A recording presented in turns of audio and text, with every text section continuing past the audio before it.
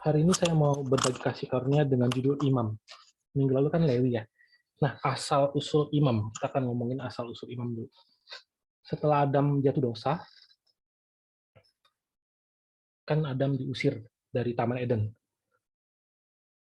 Di Kejadian 3 ayat 24, Tuhan ditulis, ia menghalau manusia itu, dan di sebelah timur Taman Eden ditempatkannya beberapa kerub dengan pedang yang bernyala-nyala dan menyambar-nyambar untuk menjaga jalan ke pohon kehidupan. Nah, jadi Adam diusir dari Taman Eden. Dan sejak saat itu sampai hari ini, kalau ada hasrat terbesar dalam diri manusia itu sebenarnya untuk apa sih? Kembali ke Allah, kembali ke sorga ya ke Taman Eden gitu misalnya. Itu sebenarnya yang harus jadi harapan tertinggi manusia. Bahkan hari ini kita ke gereja, kita baca Alkitab, kita berdoa, kita ibadah, yaitu harapannya kan kembali ke hadapan Bapa. Nah, jadi ketika Adam diusir dari Taman Eden, usaha-usaha manusia untuk kembali ke hadirat Allah itu tampak. Contoh, pertama itu muncul lewat Kain dan Habel. Kain dan Habel itu memberikan korban persembahan kepada Allah. Kain dan Habel mempersembahkan, masing-masing punya persembahannya sendiri. Dan mereka bawa persembahannya itu untuk memuliakan Allah. Kalau lihat di catatan sejarah orang Yahudi ya, disebutkan bahwa Kain dan Habel itu bawa persembahannya itu ke suatu tempat khusus, yaitu di tempat di mana ada kerub. Di mana ada kerub dengan pedang bernyala-nyala, mereka percaya bahwa Kain dan Habel itu taruh di situ persembahannya, di depan pintu rumah Tuhan ibaratnya. Ini sejarah, maksudnya catatan sejarahnya orang Yahudi ya. Nah, perbuatan Kain dan Habel ini menampakkan keinginan untuk kembali ke dalam Taman Eden, ke hadirat Allah. Nah, beberapa masa kemudian, kita tahu bumi itu makin hari makin rusak dan makin rusak. Manusia-manusia itu makin jahat. Akhirnya Allah harus hakimi dengan air bah. Ketika Nuh keluar dari bahtera, yang dilakukan pertama adalah lalu Nuh mendirikan mezbah bagi Tuhan dari segala binatang yang tidak haram dan dari segala burung yang tidak haram. Diambilnya beberapa ekor, lalu ia mempersembahkan korban bakaran. Nah, di sini udah nggak tahu di mana Nuh mempersembahkannya. Tapi dengan hati yang sama, Nuh ingin kembali ke hadirat Allah. Nah, setelah zaman Nuh, kalau zaman Adam sampai zaman Nuh kan kita udah belajar bahwa aliran iman masih terjaga. Tapi lepas dari zaman Nuh, di zaman keturunannya yang ke-6, ke-7, Pelek, dan seterusnya, dunia itu makin kacau. Lebih kacau lagi sebelum penghakiman. Kalau di zaman Nuh setidaknya ada benih firman. Di zaman Abraham itu udah hampir nggak ada. Sudah hilang total. Ibaratnya tuh keturunan-keturunan Saleh itu direbut dunia. Jadi Allah kerja lagi. Allah panggil Abraham. Nah, Abraham pun diberikan firman oleh Allah, sehingga muncul iman kan. Kemanapun Abraham pergi, ada hati yang ingin membangun mezbah. Kalau di zamannya Abraham, di zamannya setelah Nuh itu ya, bukannya manusia itu merendahkan diri sambil memberikan korban persembahan di hadapan Allah, mereka malah bikin apa? Kita bikin menara yang sampai ke langit aja. Makanya kan zamannya makin hancur. Mereka bikin menara Babel. Nah, di zaman ini Abraham dipanggil Tuhan. Dan kemanapun Abraham pergi, dia selalu mendirikan mezbah.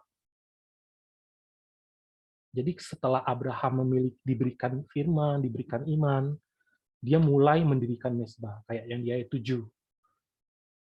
Ketika itu Tuhan menampakkan diri kepada Abraham dan berfirman, aku akan memberikan negeri ini kepada keturunanmu, maka didirikannya di situ mezbah bagi Tuhan, yang telah menampakkan diri kepadanya. Di ayat 8 juga dia pindah lagi, dia bangun lagi mezbah. Kemudian dia balik lagi, nanti balik dari Mesir dia balik lagi, dia bikin lagi mezbah dari situ.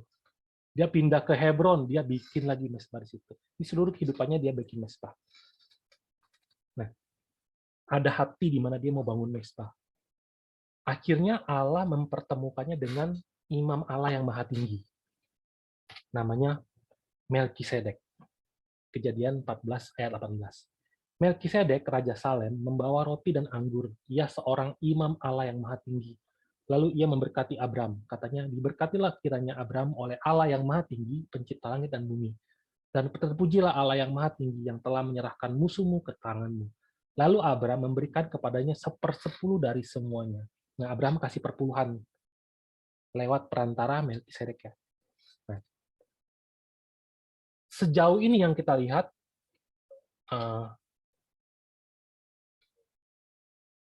sampai sejauh ini kita lihat kayak Kain, Habel, Nuh, atau Abraham sendiri, mereka bertindak dengan memberikan korban kepada Allah. Maka kalau kita lihat dari sudut pandang imam, keimaman, ini nih kayak mereka menanggung tugas imam, menanggung jabatan imam, meskipun ini bukan jabatan resmi. Meskipun bukan jabatan resmi, mereka menaikkan korban persembahan bagi Allah. Tapi imam yang pertama muncul di Alkitab itu Melkisedek. Menjadi imam buat Abraham. Nah, tapi hatinya tetap sama kan? Tetap ingin kembali kepada Allah.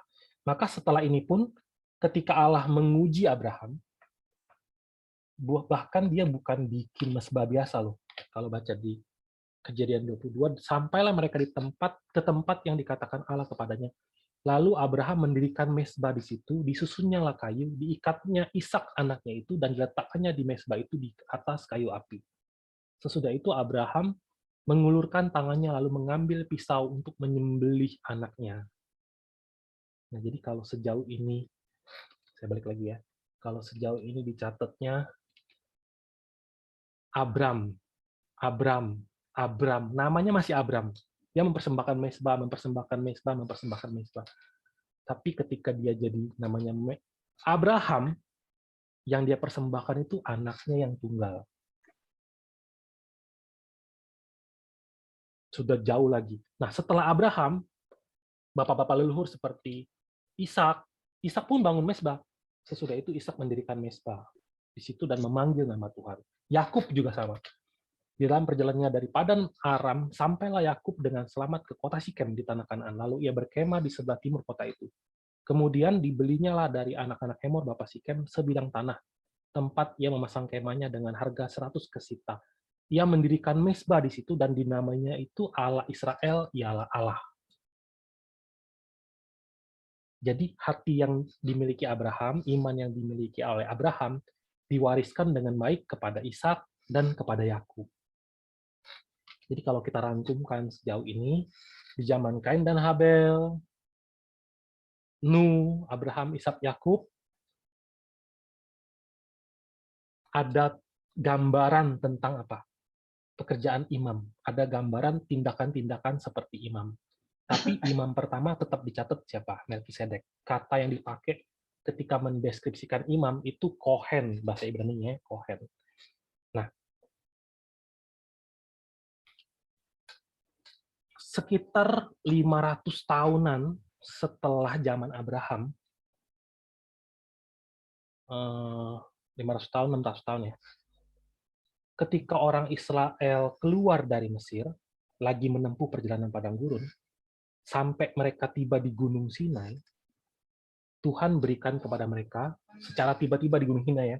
Bagi sudut pandang mereka tuh secara tiba-tiba di Gunung Sinai, Tuhan kasih mereka hukum Taurat dan peraturan-peraturan tentang penyembahan yang sama sekali mereka nggak pernah tahu, mereka nggak pernah dengar. Nah, peraturan-peraturan penyembahan ini di dalamnya ada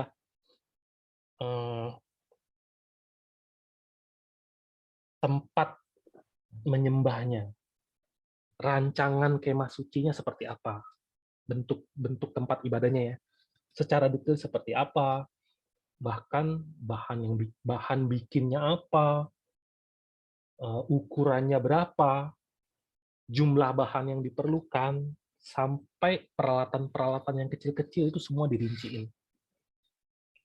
Nah, kemudian setelah diberikan dengan jelas barang-barangnya, Tuhan juga kasih apa? Ritual-ritualnya, tata cara ibadahnya, tata cara memperlakukan atau berprosesi untuk melaksanakan dalam tempat ibadah itu seperti apa itu diatur. Kemudian juga petugas-petugasnya diatur. Nah, ketika Tuhan ngomongin tentang kemah ya, rancangan kemah suci, kan Tuhan bilang, "Hai Musa, hai orang Israel, buatlah kemah suci." Allah perintahkan mereka untuk bikin tabernakel kan, kemah suci, itu supaya Allah bisa datang dan bertemu dengan mereka. Makanya dicatat di Keluaran 29. Suatu korban bakaran yang tetap di antara kamu turun-temurun di depan pintu kemah pertemuan di hadapan Tuhan. Sebab di sana aku akan bertemu dengan kamu untuk berfirman kepadamu. Di sanalah aku akan bertemu dengan orang Israel dan di tempat itu akan dikuduskan oleh kemuliaanku. Tabernakel itu kalau bahasa lainnya tuh ini salah satunya kemah pertemuan. Ya, kemah pertemuan adalah tempat di mana umatnya bisa bertemu dengan Allah. Nah, itu. Jadi, ketika mereka keluar dari Mesir, di Gunung Sinai dikasih ini. Tuhan kasih mereka tempat dengan hati yang kalian mungkin sekarang belum ada sedikit pun hasrat untuk kembali ke hadapanku. Karena memang manusia nggak bisa. Kalau di zaman Kain, ada yang ngajarin mereka. Di zaman Nuh, ada yang ngajarin mereka.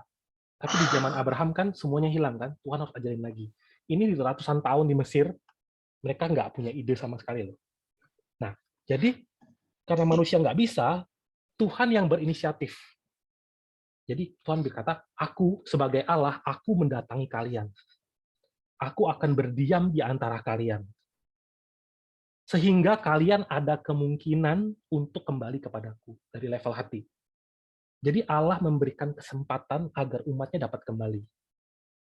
Kayak yang dulu, yang kayak tadi awal-awal, kembali ke Taman Eden. Nah, makanya kalau kita lihat secara detail ya, di kemah suci, itu ada kerubnya. Ada kerubnya gitu. Kalau lihat seluruh rancangan bait suci yang pernah ada di Alkitab, mau bait suci Salomo kayak bait suci Zerubabel kayak ada kerubnya.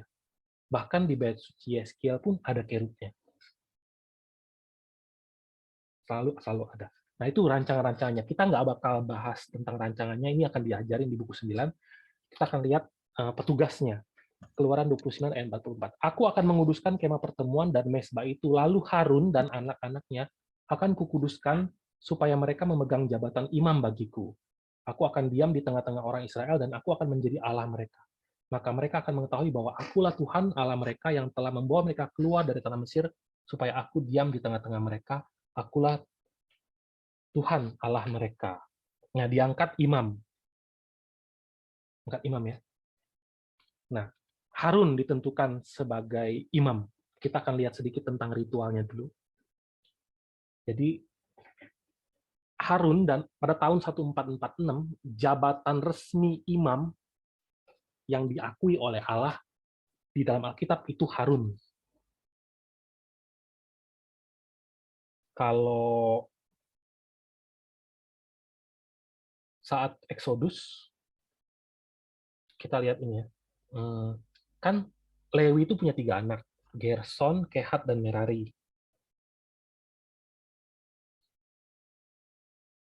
Harun itu dari keluarga Kehat.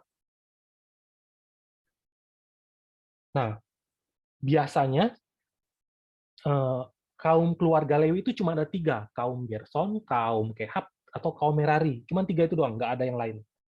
Jadi kalau ada satu orang Lewi, ditanya, kamu keluarga apa sih? Saya Lewi dari Gerson. Oh, saya Lewi dari Kehat. Oh, saya Lewi dari Merari. Nah, tapi sejak jabatan imam kepada Harun diberikan, ada dibikin grup baru, namanya grup Harun. Jadi sekarang rombongan Lewi itu ada 4 macam. Rombongan Gerson kah, rombongan Kehat, rombongan Merari kah, atau rombongan Harun. Istilah kerennya tuh kalau di Alkitab Inggris tuh the order of Aaron. Kalau bahasa Indonesia-nya diterjemahkan sebagai peraturan Harun. Nah, empat keluarga besar ini itu dipecah menurut tugasnya masing-masing. Jadi ada dari Gerson, Kehat, Merari, masing-masing tuh boleh jadi pelayan di bait suci, boleh jadi paduan suara, atau boleh jadi penjaga pintu. Tapi mereka nggak pernah boleh jadi imam. Yang boleh jadi imam cuman dari keluarga Harun, rombongan Harun. Nah, khusus untuk rombongan paduan suara, itu nanti grup baru yang dibikin setelah Daud, setelah zaman Daud. Pada zaman awal-awal tuh nggak ada paduan suara. Yang ada cuma rombongan pelayan bait suci, sama rombongan penjaga pintu, sama rombongan imam. Nah, ada 4 rombongan. Jadi siapapun yang dapat membuktikan dirinya mereka Lewi, mau suku apapun, Gerson, Kehat, Merari, boleh bergabung, boleh pilih mau 3 tugas ini apa. Mau jadi pelayan bait suci kah, paduan suara kah, atau penjaga pintu, boleh pilih. Nah,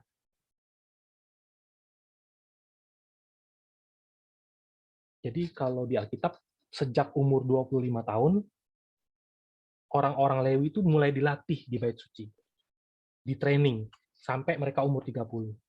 Tapi nanti di zaman Daud, trainingnya lebih lama, trainingnya 10 tahun. Jadi mereka tuh mulai mengabdi di umur 20 tahun.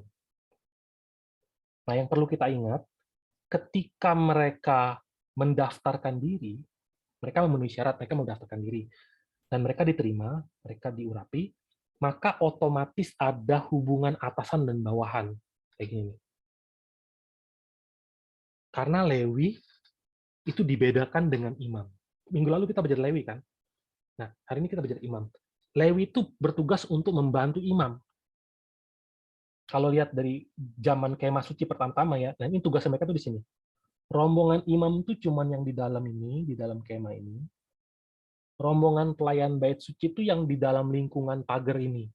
Penjaga pintunya yang dekat pintu. Memang nggak dicatat tentang rombongan penjaga pintu waktu di kitab Keluaran. Tapi kalau kita baca di Tawarik 9 ya, yang di samping ini, Salum bin Kore bin Ebiasaf bin Korah dan saudara-saudaranya sepuaknya, yakni orang-orang Korah, mempunyai tugas jabatan sebagai penjaga-penjaga ambang pintu kemah, seperti bapak-bapak mereka bertugas di perkemahan Tuhan sebagai penjaga pintu masuk. Dari sini, penulis buku kasih tahu kita bahwa di zaman kemah suci pun ada orang-orang yang bertugas menjadi penjaga. Nanti kita akan bahas ya. Nah, di setiap zaman, nanti di zaman Salomo, bait suci Salomo, nanti ada tambahan satu tadi, penyanyi tadi ya, penyanyi bait suci. Maka nanti ada 24 rombongan imam, 24 rombongan Lewi, 24 rombongan penjaga pintu, 24 rombongan paduan suara. Makin besar, makin hebat. Nah, jadi di setiap zaman apapun, pekerjaan ini ada. Walaupun ada beberapa zaman yang pekerjaan ini hilang sama sekali. Tapi ketika di setiap zaman terjadi ada rombongan Lewi dan rombongan imam, imam dan Lewilah yang pertama-tama harus mengerti apa sih arti tempat ibadah yang mereka layani itu apa. Artinya apa? Tadi kan kita bilang kan rumah Allah, Taman Eden, orang-orang diusir kan, keluar kan. Jadi orang-orang yang mendambakan ingin masuk, kan Edennya sudah nggak ada. Nah sekarang Allah kasih kesempatan, ini loh tempatnya. Kamu pengen masuk, lewat sini. Nah jadi kalau imam dan Lewinya nggak ngerti ini, itu nggak bisa. Harun dan ini kan Harun, rombongan imam itu Harun dan anak-anaknya pertama kali ya. Harun dan anak-anaknya itu harus ngerti kemah ini apa sih? Arti dari barang-barang di dalam kemah itu apa sih? Ritual-ritual yang dilakukan yang begitu ribetnya terlibat dengan banyak sekali darah. Itu artinya apa? Sama yang penting juga arti jabatan mereka itu apa? Nah, jadi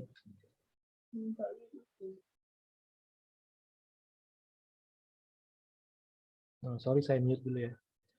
Oke. Nah, jadi setelah Adam dan Hawa diusir dari Taman Eden, Allah memberikan kesempatan baru. Kesempatan yang baru untuk kembali kepadanya. Aku akan bertemu dengan kamu sekali lagi. Dia kasih kita manusia satu kesempatan lagi. Makanya perlu sekali mengerti tentang bait suci. Jadi yang Tuhan lakukan apa? Tuhan bebaskan umatnya dari Mesir, Tuhan berikan hukum Taurat, kasih mereka kemah, angkat imam. Semata-mata demi apa? Demi mereka bisa kembali kepada Allah.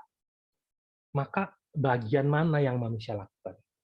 Semuanya Allah yang lakukan. Kalau Allah nggak lakukan ini, dari mana datangnya iman? Nggak ada. Dengan usahanya manusia itu tidak bisa bertemu dengan Allah. Harus Allah yang berinisiatif. Makanya Kristen adalah satu-satunya agama yang percaya bahwa usaha manusia nggak bisa menemukan Allah. Kita nggak bisa bilang, saya telah melakukan ini, dan ini, dan ini, akhirnya saya ketemu dengan Allah. Allah yang bertemu dengan kita. Alkitab dengan jelas menyatakan bahwa kalau Allah nggak menyatakan dirinya, kita nggak mungkin bisa bertemu dengan Allah. Makanya Allah sendiri datang dalam wujud manusia, yaitu Yesus Kristus. Kalau baca di Efesus 2, ayat 8 dan 9, di situ apa? Karena kasih karunia. Kamu diselamatkan oleh iman, itu bukan hasil usahamu, kan? Jangan ada seorang pun yang memegahkan diri. Maka nggak perlu ada satu orang pun yang sombong. Kita diselamatkan karena apa? Iman. Kalau Allah nggak menyatakan dirinya, nggak akan ada iman di dunia ini. Yesus Kristus itu adalah hadiah terbesar bagi manusia. Mendamaikan manusia dengan dirinya, perantara. Dan untuk menyatakan ini, untuk menyatakan pekerjaan ini, sementara diwahyukan melalui apa? Kemah ini, sama jabatan imam. Nah, kita fokus ke imamnya sekarang ya. Kalau lihat dengan secara singkat apa yang imam besar lakukan,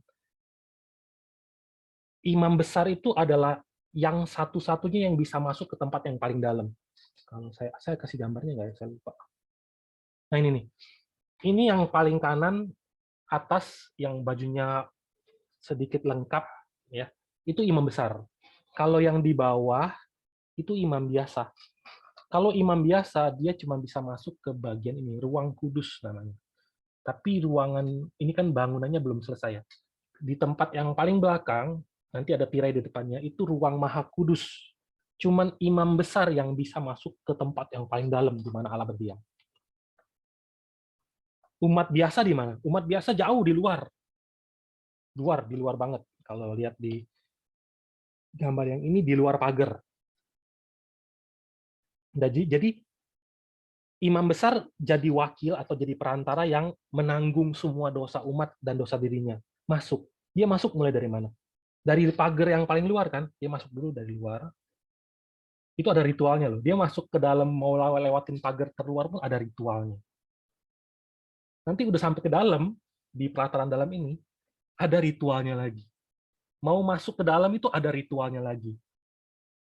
Di dalam ruang kudus ini, kan di sini ada roti, ada mesbah, roti sajian, kaki dian, sama ada mesbah ukupan kan. Itu ada ritualnya lagi yang harus dilakukan. Dia harus keluar lagi, masuk lagi, keluar lagi, masuk lagi. Dan terakhir kalinya baru dia bisa masuk ke tempat yang paling dalam. Itu nanti kita semua akan diajarin di buku 9. Nah, tapi setidaknya kita ada gambaran kan. Ini semua lagi ngomongin siapa sih? Lagi wahyukan siapa? Ini pertama-tama lagi wahyukan tentang Yesus Kristus. Dengan mengerti ini, mereka bisa ngerti Yesus Kristus. Tapi yang terjadi apa? Imamnya yang nyalipin Yesus. Berikutnya, imam sendiri itu gambarin siapa? Kita.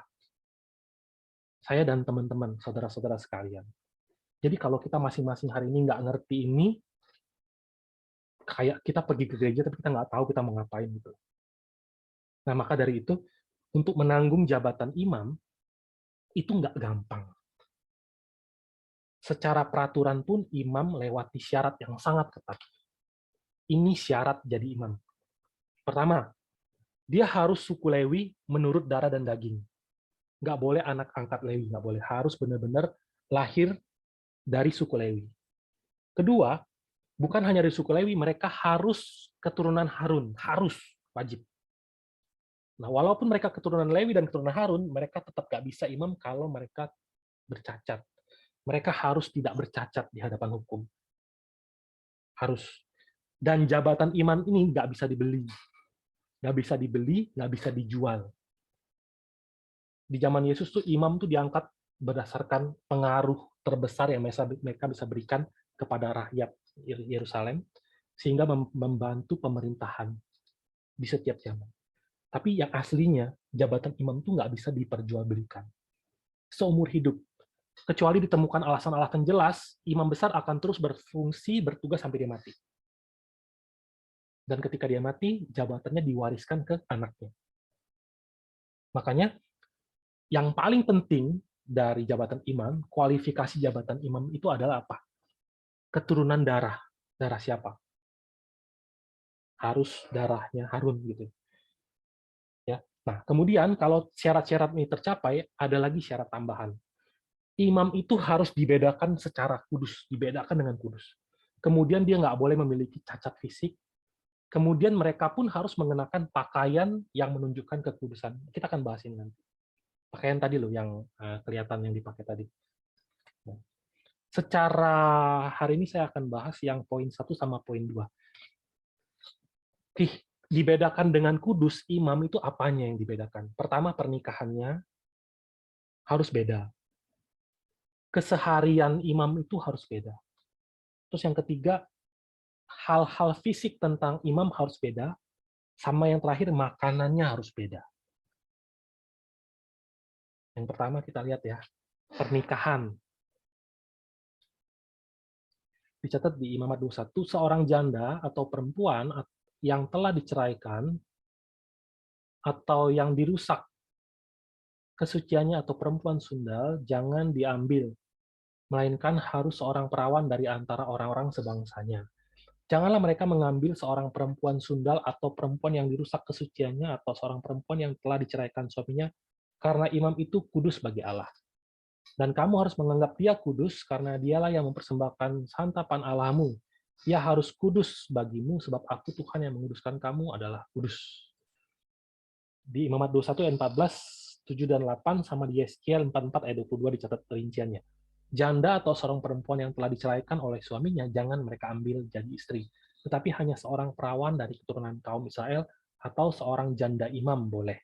Nah, jadi kalau lihat peraturan ini ya, calon istri imam itu boleh siapa? Perawan boleh.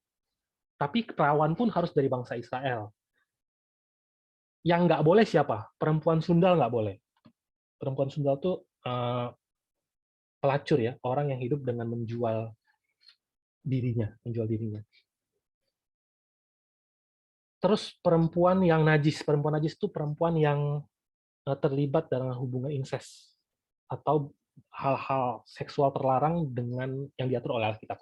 Kemudian orang-orang yang diceraikan, perempuan yang diceraikan karena suaminya curiga atau memiliki suatu prasangka gitu, itu akhirnya istrinya diceraikan. Itu nggak boleh. Janda yang suaminya telah mati nggak boleh, kecuali suaminya itu imam. Jadi janda imam boleh, itu calon istri imam. Peraturannya tuh kalau di zaman sekarang ini kayaknya nggak relevan ya. Nah, calon istri imam besar itu benar-benar harus perawan dan nggak boleh dari bangsa lain.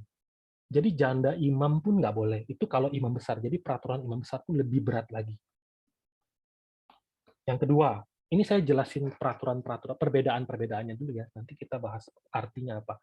Yang kedua, tentang belum masih anak perempuan imam. Bukan hanya imamnya yang diatur, bahkan anaknya imam pun diatur. Apabila anak perempuan seorang imam membiarkan kehormatannya dilanggar dengan bersundal, maka ia melanggar kekudusan ayahnya dan ia harus dibakar dengan api. Untuk menekankan kesucian dari nama baik imam, bahkan anak pun diatur seperti ini. Di Alkitab tuh ada satu pencatatan tentang orang yang dibakar. Itu kalau seorang laki-laki meniduri seorang wanita bersamaan dengan ibunya, itu dibakar, hukumnya dibakar. Itu dicatat di Imamat 20. Itu akan dibakar. Tapi sama dengan seperti itu, ini perempuan imam membiarkan kehormatannya dilanggar, itu harus dibakar sampai mati. Itu tunjukin kepada kita betapa pentingnya pengudusan dari imam, pembedaan imam. Perbuatan yang dilakukan oleh anaknya ini dianggap mencoreng nama ayahnya. Karena imam itu harus melayani Allah secara sangat dekat, makanya kehidupan keluarganya pun harus benar. Harus benar. Berikutnya, hal tentang kesehariannya, keseharian imam. Keseharian imam dicatat seperti ini. Setiap orang yang kena mayat, setiap orang yang kena kepada mayat, yaitu tubuh manusia yang telah mati dan tidak menghapus dosa dari hidupnya, ia menajiskan kemah suci Tuhan dan orang itu harus dilenyapkan dari Israel. Karena air pertahiran tidak disiramkan kepadanya, maka ia najis. Kenajisannya masih melekat kepadanya. Ayat 14, inilah hukumnya apabila seorang mati dalam suatu kemah. Setiap orang yang masuk ke dalam kemah itu dan segala yang di dalam kemah itu najis 7 hari lamanya. Setiap bejana yang terbuka, yang tidak ada kain penutup terikat di atasnya adalah najis. Juga setiap orang yang di padang yang kena kepada seorang yang mati, terbunuh oleh pedang atau kepada mayat, atau kepada tulang-tulang seseorang manusia, atau kepada kubur, orang itu najis 7 hari lamanya. Jadi kalau misalnya kita lagi kerja gitu, terus nggak sengaja ketemu tulang manusia kesenggol gitu, atau kesenggol kuburan, nah itu najis. Aduh sorry ya, ada suara anjing. Nah, jadi ini peraturan yang mengatur tentang imam, orang Israel biasa sama orang asing. Kalau kesenggol ini nih, hal-hal yang ini, kesenggol mayat, atau masuk ke dalam tenda, yang kan kalau ada yang mati dalam kemah, kita masuk ke dalam kemah itu kan najis kan? Jadi imam pun kalau dia masuk ke situ najis. Imam masuk ke dalam kemah yang ada orang mati itu najis. Karena peraturannya gini, setiap orang yang masuk ke dalam kemah itu najis. Jadi imam sendiri tuh nggak, kalau yang mati keluarganya gimana? Kalau yang mati keluarganya. Kalau yang mati keluarga dekat imam, contohnya ya, papanya, mamanya, atau anaknya, atau kalau dia punya saudara, belum menikah, dan dia cukup dekat sama imam itu boleh datang. Tapi selain itu, sepupu, paman, dia nggak boleh datang.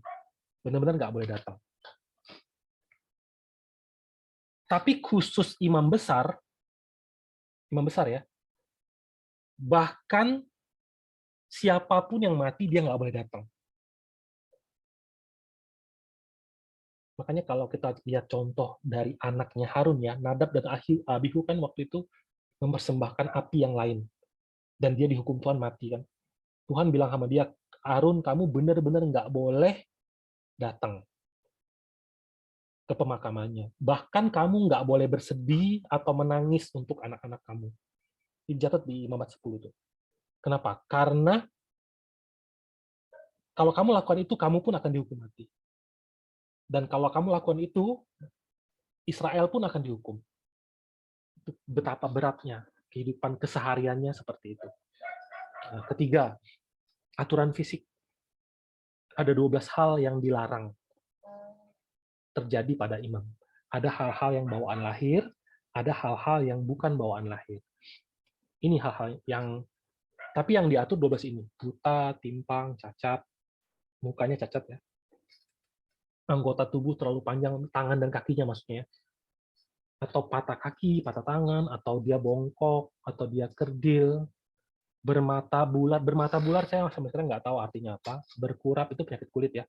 Berkedal juga saya nggak tahu apa. Yang terakhir tuh testisnya pecah atau rusak. Ini dicatat di Imamat 21 ayat 16 sampai 20. Nah, imam yang seperti ini, baik dia dari lahir seperti ini, kan imam kan diperoleh dari apa ya, keturunan kan. Jadi kalau dia lahir seperti ini, atau di tengah jalan, tadinya dia nggak seperti ini, tapi sesuatu terjadi, dia patah tangan, patah kaki. Waktu dia patah tangan dan patah kaki, imam kan hidup hanya melaksanakan tugas di dalam bait suci kan. Dia nggak boleh melakukan hal lain loh. Tapi akhirnya kan imam nggak punya pekerjaan kan. Mereka hidupnya dari mana? Mereka hidupnya itu dari persembahan-persembahan. Persembahan-persembahan yang dibawa oleh jemaah, oleh jemaat-jemaat kan. Persembahan yang dipersembahkan kepada Tuhan itu bagian-bagian imam ada. Nah, jadi kalau mereka tidak melakukan pekerjaannya, mereka tuh nggak bisa makan. Tapi ketika mereka memiliki kecacatan, mereka tetap imam. Makanya, walaupun mereka cacat, mereka tetap boleh makan. Dicatat di Imamat 21, karena mereka nggak ada kerjaan lain. Mengenai santapan Allahnya, baik persembahan-persembahan Maha Kudus maupun persembahan-persembahan kudus boleh dimakannya. Hanya janganlah ia datang sampai ke tabir dan janganlah ia datang ke mesbah, karena badannya bercacat, supaya jangan dilanggarnya kekudusan seluruh tempat kudusku. Sebab akulah Tuhan yang menguduskan mereka.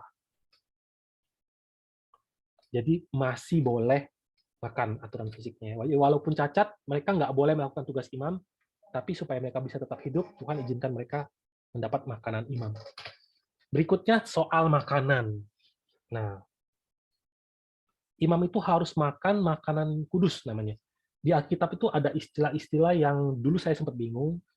Kayak gini nih, Imamat 21 ayat 22. Mengenai santapan Allahnya, baik persembahan-persembahan Maha Kudus maupun persembahan-persembahan kudus boleh dimakannya.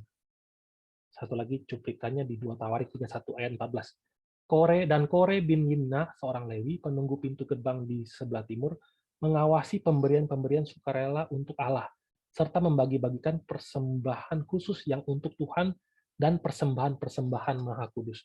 Nah, kalimat ini saya bingung. Persembahan-persembahan kudus, persembahan-persembahan khusus, persembahan-persembahan Maha Kudus itu apa sih?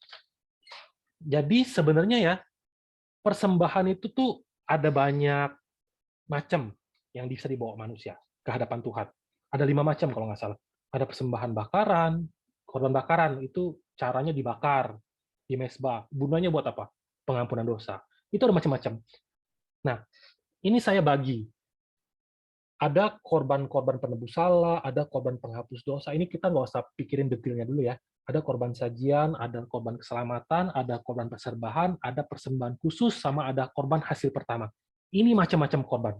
Tiap umat boleh datang ke hadapan Allah dengan membawa ini.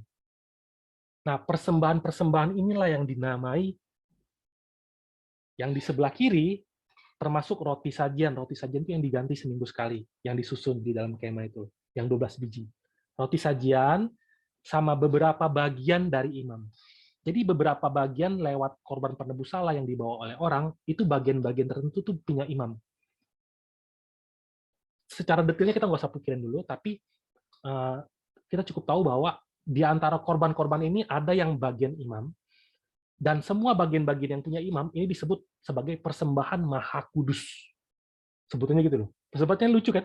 Harusnya sebutannya makanan imam gitu. Tapi Tuhan sengaja kasih nama itu apa? Persembahan Maha Kudus.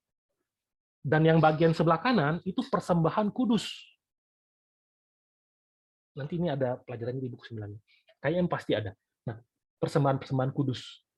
Perbedaannya, persembahan kudus itu boleh dimakan oleh imam dan keluarga imam. Tapi persembahan Maha Kudus hanya boleh dimakan oleh imam. Maha Kudus itu bahasa aslinya tuh Kodes HaKodeshim. Kodes itu kudus. Jadi ada kata kodes 2 kali, Kodes HaKodeshim.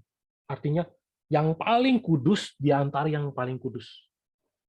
Paling suci di antara yang paling suci. Ini. Beberapa orang yang bisa seperti ini. Peraturan untuk yang nggak boleh makan tuh ini. Katakanlah kepada Harun dan anak-anaknya, supaya mereka berlaku hati-hati terhadap persembahan-persembahan kudus yang dikuduskan orang Israel bagiku, agar jangan mereka melanggar kekudusan namaku yang kudus. Akulah Tuhan. Katakanlah kepada mereka, setiap orang di antara kamu turun-temurun, yakni dari antara segala keturunanmu yang datang mendekat kepada persembahan-persembahan kudus yang dikuduskan orang Israel bagi Tuhan, sedang ia dalam keadaan najis, maka orang itu akan dilenyapkan. Dilenyapkan dari hadapanku, akulah Tuhan. Tuhan bilang gitu kan. Nah, jadi ada beberapa hal kejadian yang nggak boleh, di mana imam dan imam besar nggak boleh makan ini. Yaitu apa?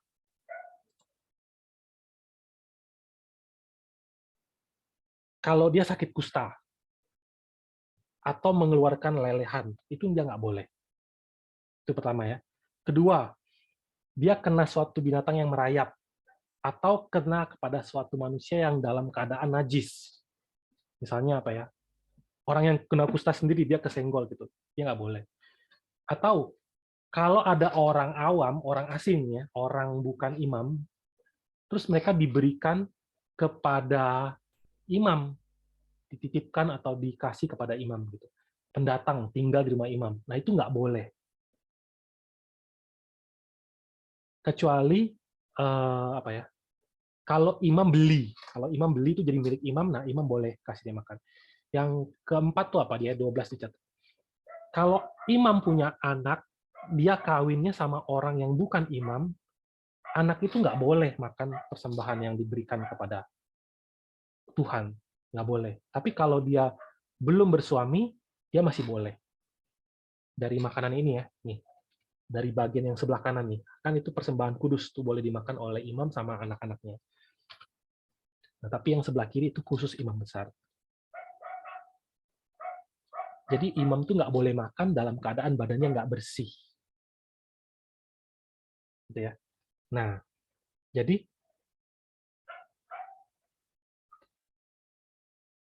kita udah bahas sampai sejauh ini 4 pembedaan kudus tentang pernikahannya, kehidupan kesehariannya, tentang fisiknya, sama tentang makanannya. Kita akan lihat maksudnya apa sih ini.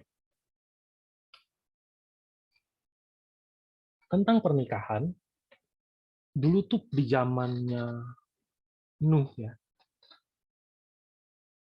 anak-anak Allah, bukan di zaman Nuh, zaman sebelum Nuh malah, anak-anak Allah melihat bahwa anak perempuan manusia itu cantik-cantik, lalu mereka mengambil istri dari antara perempuan-perempuan itu. Siapa saja yang disukai mereka. Berfirmanlah Tuhan, rohku tidak akan selama-lamanya tinggal di dalam manusia, karena manusia itu adalah daging, tetapi umurnya akan 120 tahun saja. Nah, di zamannya, ya saya akan katakan zaman Nuh ya, di zamannya Nuh, Allah menghakimi dunia karena mau umat manusia tuh jadi sangat korup kan. Salah satu korupnya itu tuh di bentuk pernikahan. Anak-anak Allah, anak-anak yang memiliki firman, melihat kecantikan dari anak-anak manusia, yaitu anak-anak manusia yang tidak memiliki firman atau tidak mengerti Allah. Dan akhirnya mereka menyukainya, mengambilnya menjadi istri. Jadi kalau secara luar saja kita lihat ya, memang bagus kalau kita memiliki pasangan yang cantik gitu ya, yang baik gitu secara luar. Tapi yang lebih ditekankan tuh apa? Bukan cara berpakaiannya atau tingkat intelektualnya, tapi apakah pasangan kita itu percaya Tuhan atau enggak. Lebih ke situ sih. Tuhan tuh nggak suka kalau anaknya menikah dengan orang-orang yang nggak beriman. Karena akhirnya dia akan terseret dan Allah pun akan kehilangan anaknya lagi. Gitu. Nah, jadi kalau kita punya iman, kita harus menikah dengan orang yang punya iman. Ini secara luarnya ya. Nah, lebih dalam lagi, imam dan imam besar itu adalah jabatan yang diwariskan ketika dia mati. Oleh sebab itu, keturunan imam harus benar-benar dipastikan dia itu benih imam. Jadi kalau imam biasa menikahi janda misalnya, itu pun harus janda imam. Untuk mencegah dugaan kalau, oh dia itu tuh sebenarnya udah hamil dulu, baru dinikahi sama imam itu. Jadi itu sebenarnya bukan anak dia loh, itu anak orang lain. Gitu. Ada perkataan seperti itu. Tapi karena suami sebelumnya adalah imam juga, oh tapi setidaknya kalaupun itu terjadi, benihnya tetap benih imam. Nah, kalau imam besar itu benar-benar nggak boleh. Harus benar-benar dipastikan itu benih dia. Makanya harus benar-benar perawan, nggak boleh janda, dan harus benar-benar orang Israel. Sehingga anak yang lahir dari imam, itu murni memiliki darah imam besar. Nggak boleh ada celah sedikit pun yang memberikan keraguan kalau itu bukan benih imam besar. Kenapa? Karena keturunannya imam itu, anaknya itu yang kemudian akan jadi imam besar. Iya kan? Nah, pelajarannya buat kita apa? Kita sebagai jemaat kudus, benih siapa yang kita mau terima hari ini? benih siapa yang mau kita terima, dan buah siapa yang mau kita, buah apa yang hendak kita berikan. Kalau kalau baca di Wahyu 14. Wahyu 14 itu ditulis apa? Eh, Orang-orang itu tidak mencemarkan dirinya. Mereka murni seperti perawan. Mereka ngikutin anak domba kemanapun mereka pergi. Gitu ya. Yang kedua, tentang keseharian. Kesamaan dari hal-hal yang dilarang tadi, tentang mereka ketemu mayat, kesenggol mayat, masuk ke tenda tempat orang mati, itu semua berhubungan dengan kematian. Karena kematian itu adalah upah dari maut. Dicatat di Roma 6 ya, 3 ini. Sebab upah dosa ialah maut. Jadi maut itu adalah akibat dari dosa. Allah itu nggak ada hubungannya dengan maut dan dosa. Makanya imam itu nggak boleh dekat-dekat maut. Imam itu dicegah untuk menyenggol mayat atau bahkan pergi ke tempat pemakaman. Pekerjaan imam itu adalah membuat sesuatu yang tidak kudus, membuat sesuatu yang apa ya, tidak tahir menjadi tahir, membersihkan. Tugas imam itu. Dia nggak boleh kebalik, nggak boleh sesuatu yang kudus itu malah jadi haram, nggak boleh. Karena tugas imam itu tadi menguduskan. Nah, kalau kita lihat imam besar, tadi kan ada pengacuan, imam biasa boleh kan pergi ke orang-orang dekat sama dia, tapi imam besar nggak boleh kan? Kenapa?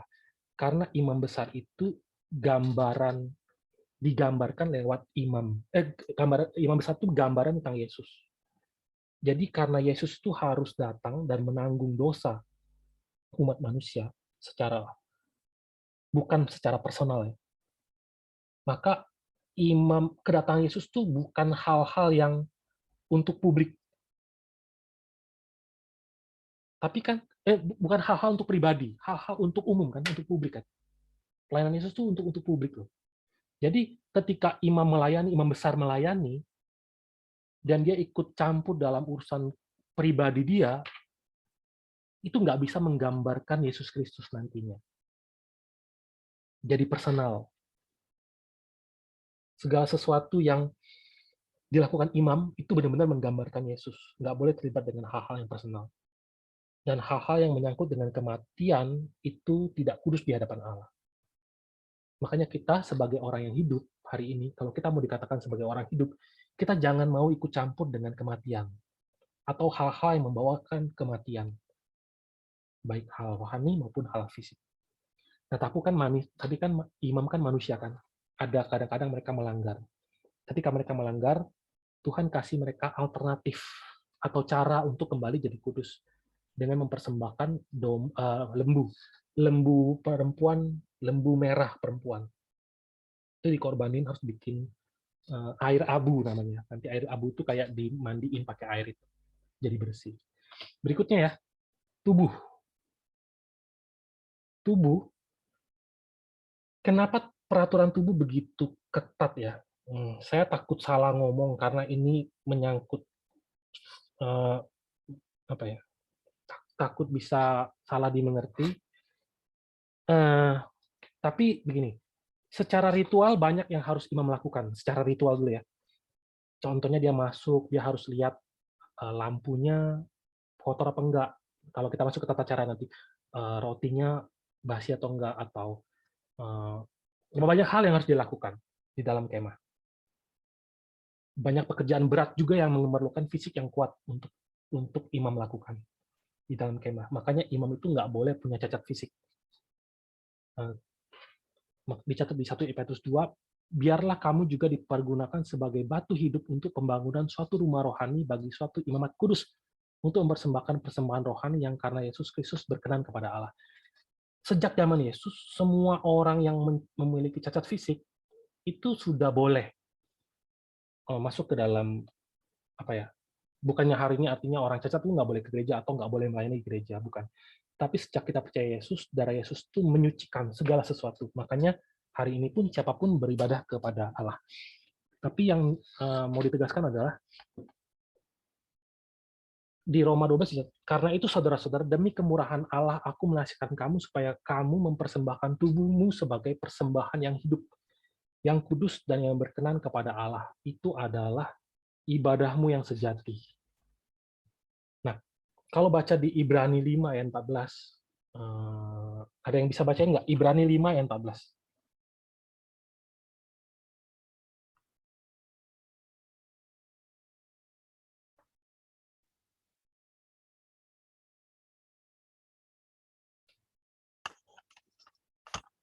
Ada yang rela baca Ibrani 5 ayat 14? Baca aku. Tetapi makanan keras adalah untuk orang-orang dewasa yang karena mempunyai panca indera yang terlatih untuk membedakan yang baik daripada yang jahat. Oke, thank you. Jadi di dalam ritual itu sebenarnya banyak yang mau disampaikan Tuhan kepada kita. Tetapi karena adanya keterbatasan, ada hal-hal rohani kan yang mau diajarin kan. Hal-hal fisik itu sebenarnya tuh cuman sampel untuk nunjukin hal-hal rohani. Memang hal yang cacat secara fisik tuh sebenarnya nggak ada hubungannya sama cacat rohani, nggak ada hubungannya. Tetapi ketika ada cacat fisik, ada beberapa hal yang nggak bisa dilakukan imam. Nah, oleh karena itu, imam itu harus benar-benar bisa melakukan segala sesuatu dengan benar. Karena nanti ada banyak hal yang mau diajarin dari situ. Tapi untuk tujuan pelajaran hari ini, kita cukup mengerti bahwa untuk menampakkan kekudusan Allah, imam itu harus tak bercacat. Benar-benar harus tak bercacat. Karena dia sendiri kan persembahan yang hidup kan. Nah, 5 menit lagi ya. 2 menit. Tentang makanan.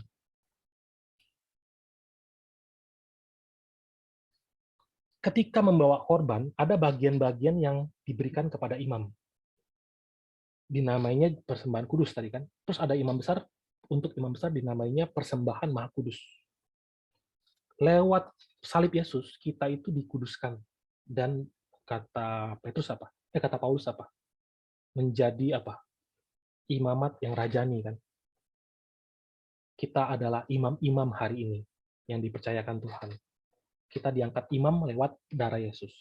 Tapi bukan hanya imam, kita pun sebenarnya adalah persembahan. Kayak yang tadi kan, persembahan yang hidup. Makanya dibaca di Roma 8:29, sebab semua orang yang dipilihnya dari semula, mereka juga ditentukannya dari semula untuk menjadi serupa dengan gambar anaknya, supaya ia anaknya itu menjadi yang sulung dari antara banyak saudara. Efesus 2 ayat 10, karena kita ini buatan Allah, diciptakan dalam Kristus Yesus untuk melakukan kerjaan baik yang dipersiapkan Allah sebelumnya. Ia mau supaya kita hidup di dalamnya. Kolose 3 ayat 10, dan telah mengenakan manusia baru yang terus-menerus diperbaharui untuk memperoleh pengetahuan yang benar menurut gambar Khaliknya. Jadi sebenarnya waktu orang-orang bawa persembahan, orang-orang ibadah bawa persembahan, yang dia persembahkan tuh apa sih? Sebenarnya tuh hatinya loh. Ketika seseorang membawa korban persembahan, korban penghapus salah atau korban penghapus dosa, yang dia bawa tuh sebenarnya apa sih? Hati yang tahu dia berdosa. Pertobatan kan. Dia bawa semua macam benda itu sebenarnya mau ngasih tahu apa? Pertobatan. Dan sebenarnya yang mau dipersembahkan tuh apa? Dirinya kan. Sebenarnya tuh dirinya. Yang Tuhan kehendaki itu siapa? Diri kita. Jadi ketika kita dibawa ke dalam rumah Tuhan, jemaat kudus itu sebutan yang enak didengar ya, jemaat kudus. Tetapi di balik penamaan makanan sebagai makanan yang kudus, atau persembahan kudus, atau persembahan maha kudus, itu tuh benar-benar menggambarkan bagaimana hati Tuhan tuh mengharapkan segala sesuatu yang masuk diberikan kepada Allah tuh benar-benar akan Tuhan kuduskan. Benar-benar akan dikuduskan dan benar-benar akan jadi santapan Allah. Oleh karena itu, kenapa sih kita belajar imam? Kita belum belajar tugasnya loh, kita masih belajar syarat imam. Begitu berat, kenapa? Karena hari ini pun ketika kita sadar bahwa kita adalah imam, kita pun harus dikuduskan. Dikuduskan itu artinya pertama dipisahkan, dibedakan, kemudian dipersembahkan. Untuk dikuduskan, pertama-tama tuh kita benar-benar harus memutuskan hal-hal dunia. Harus beda sama orang-orang dunia. Benar-benar dipisahkan. Yang kedua, kita tuh harus benar-benar dibedakan tuh, pertama tadi kan dipisahkan dari dunia, kedua tuh dipisahkan gimana? Kita harus makin mirip Kristus. Karena kita itu dibuat dengan gambar dan rupa Allah, kita harus bertumbuh dengan pengetahuan yang benar akan Kristus. Pengetahuan yang benar akan Kristus. Maka di Kolose 3:10 telah menggunakan manusia baru, terus-menerus diperbaharui untuk memperoleh pengetahuan yang benar.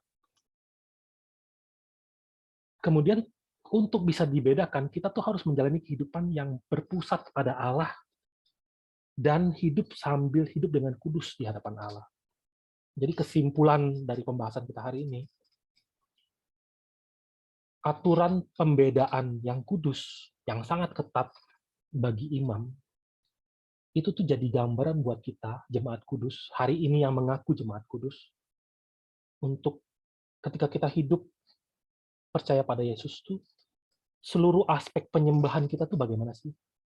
Aspek pernikahan kita, aspek kehidupan kita sehari-hari, bagaimana? Apakah kita menjauhi dosa dan selalu mendekat kepada firman?